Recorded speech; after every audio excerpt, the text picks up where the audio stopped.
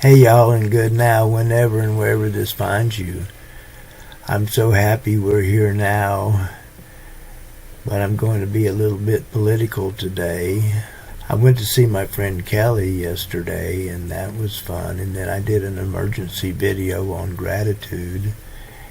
And so I missed the hearing, but I want to talk about a video that went viral. This guy, well, there was a couple of them, and they were at an AOC town hall, and they stood up and they called her out for supporting the war in Ukraine. And that's been all over the social media. I don't know, but anyway, I saw it on Tucker Carlson. I will admit I watched Tucker Carlson because I want to know what people are thinking and saying, and that's half of America that doesn't necessarily agree with. They just don't necessarily agree. So anyway, the point I want to come to today is that I actually have some video of the guy that was stood up, and when you get past the story and you find out who this guy is. Yeah. Let's start here. So, Jose, first, tell us who you are, if you're part of some organization or if you're just doing this on yourself. My name is Jose Vega, as you can see here, and I am a part of an organization. I'm part of the LaRouche organization. I'm a Schiller Institute activist. That's a name that has a lot of controversy. Yeah, I've been an activist since I was about 15 years old. I would come around. And I think one of the things that really actually got me rapidly politicized was not even just the state of the world, which that can politicize anybody if you start seeing that. There's this thing I posted on my Twitter about an interaction I had with AOC when in 2018 I was living in Morris Heights in the Bronx, and my apartment, the ceiling just kind of caved in and it was sewage water. So at the time, AOC had won her primary, and in New York. And in states like New York, which are big blue states, winning the primary means you're going to win the general election. It's okay. And so I was like, listen, I need your help. And I put the email out on my Twitter, I need your help because I don't know what to do. I didn't get anything back from her. And a few weeks later, we were homeless for a month or two. I want to start out with what he has, his idea of what we can do to turn things around. People wake up and then they see the world's getting shit. Even people who don't know anything about politics, right? If you're just a normal Bronx citizen, you're 24 years old, right? You finish school. What the fuck is there? What is life? What does it mean to even be living? The world is on the... You hear that the world is on the edge of a World War III, right? The economy goes to shit. Nothing is working. No wonder people are depressed as hell these days, right?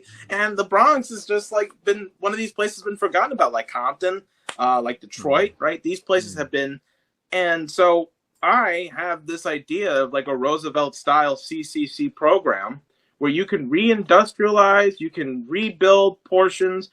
You take a federally, you take a federal program. You take anybody between the ages of 18 and 26, man or woman, and you say, listen. You didn't go to college? That's okay. You did go to college. Great. Maybe you had a non-violent offense. Fine. You come to this program for 2 years. You get training in modern day engineering. You get training in modern day carpentry. Maybe you get training in how to be a nurse. You get training in emergency repairs. Because housing is collapsing, our infrastructure is collapsing. We need people who can build and rebuild our infrastructure right now. And as you're getting training, we will pay you to do that. And the way you're going to pay us back is for 2 years after, you're going to go to your community and you're going to build the hospital, you're going to build the schools, you're going to build the housing, and you're going to rebuild it. And we're going to pay you and your family for those 2 years while you're doing it. Think about it. Now, 4 years have gone by. This person who came to the program has engineering skills, carpentry skills, has the ability to plan out, make infrastructure projects. They could start their own company if they wanted to. They could work for an established company. And you could even have people still stay onto the program and build maglev trains. because that is what an economy should be about. It's not about money, it's about people. And I wanted to start this program in the Bronx because it should be these people who get first hands at training for this program. And that's called the Space CCC, Space Civilian Construction Corps. So how cool is that? I mean, this guy probably is 24. I don't know how old he is, but he's young. And he's the next generation. And again, I'm affirmed that the next generation gets it. That what took me a lifetime to learn, they know right away. I just want to thank this guy. It goes on. I don't know what the next video's about, but let's check it out. The thing I said against Bowman is like, where's the $50 billion for the Bronx? Right? Where is the $50 billion for the Bronx? Where's the $50 billion for Compton? Where's the fucking $50 billion for Detroit? Right. You know, where's the $500 billion for the people of the United States, not for the banks? Because we can print out trillions of dollars for banks, right? Rather than just let them collapse, which is fucking stupid, right? But we can't afford to pay people's medical bills or student.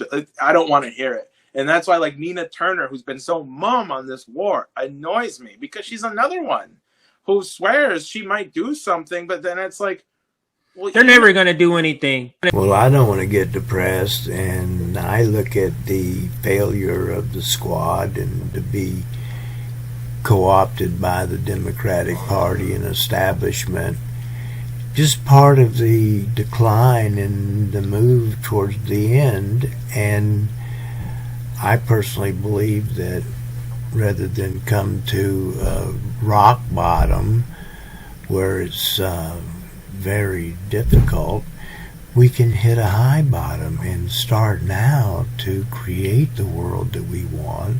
It's not up to the squad, it's up to us. So I'm going to end this here, and because I want to get on to Brian and his last day, and tomorrow is going to be a celebration, so I'm going to talk about that. So I hope that this gave you something to think about, and I hope you enjoyed it, and I will see you down the road.